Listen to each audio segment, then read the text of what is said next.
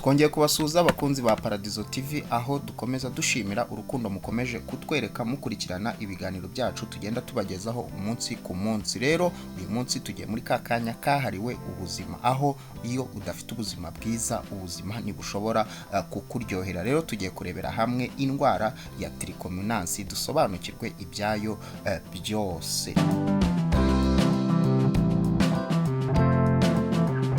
Trichomonas ni indwara yandurira mu mibonano mpuzabitsina, ikaba iterwa n'agakoko kitwa Trichomonas vaginale. Yibasira umubare munini w'abantu ku isi, aho abasaga miliyoni 143 bandura buri mwaka. No kuvuga ubwandu bushya nk'uko bigaragazwa n'umuryango w'abibumbye mu ishami ryita ku buzima. Iyi ndwara yibasira cyane abagore gusa, n'abagabo barayandura iyo bakoranye imibonano mpuzabitsina idakingiye n'abagore bayandura. Ese wakibaza iyi ndwara yandura gute? Trichomonas yandurira mu mibonano mpuzabitsina idakingiye, ariko ishobora no kwandurira mu bikoresho by'isuku harimo indobo, amabase, ga bakoresha n'ibindi. Ishobora no kwandurira kandi mu kwambarana imyenda y'imbere nk'uko urubuga rwa Journal des Femmes FR rubitangaza. Ibimenyetso bya Trichomonas ku bagore wakwibaza ngo ni ibihe? Mu gitsina havamo ururenda rwinshi rufite ibara rya kuba icyatsi kandi runuka cyane. Icya kabiri, kumva ububabare mu gihe cyo kwihagarika. Ikindi kimenyetso cya gatatu, kumva uburyaryate no kwishimagura mu gitsina. Icya kane, kubangamirwa mu gihe cyo gukora imibonano mpuzabitsina.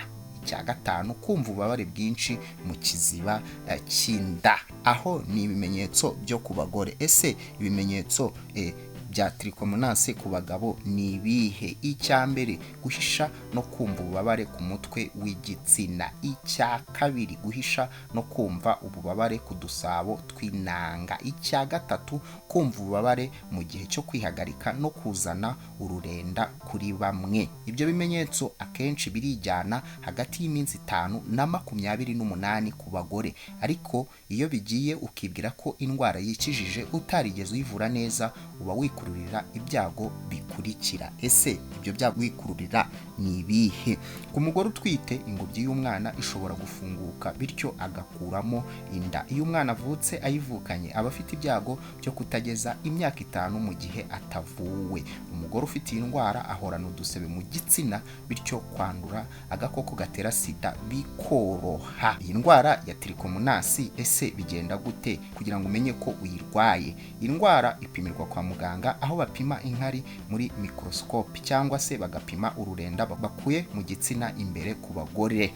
Iyi ndwara se nubwo iteye inkeke, wakibaza ngo wayirinda gute? Uburyo rero wakirinda iyi ndwara ya Trichomonas ni gukoresha agakingirizo igihe cyose ukoze imibonano mpuzabitsina n'abantu barenze umwe. Icya kabiri, kwirinda guca inyuma y'uwo mwashakanye niba ari ingaragu ukifata. Icya gatatu, ku bagore ni ukwirinda gusangira imyenda y'imbere n'ibikoresho byo kogeramo, ibitambaro byo kwihanaguza ndetse n'imisarani bicaraho ya rusange mu gihe bishoboka. Icya kane, mu gihe ukeka ko wanduye, ihutire kwivuza kandi ntugakore imibonano mu gihe utarakira neza. Ngaho rero nguko ni indwara ya Trichomonas, twagira ngo tubasobanurire uburyo ibiteye, uburyo yandura, ibimenyetso byayo n'ibindi. Rero tuguma dushimira urukundo mukomeje kutwereka. Twarabiyemeje, twarabihaye, kandi koko ntago tuzigera tubatenguha n'umunsi n'umwe. Kora subscribe, kore no kunzogera iri ku ruhande kugira ngo utazajya ucikwa n'ibyiza byinshi tugenda tukugezaho umunsi ku munsi. Muhorana nande na Bukari, reka tubonane ubutaha. Ciao ciao.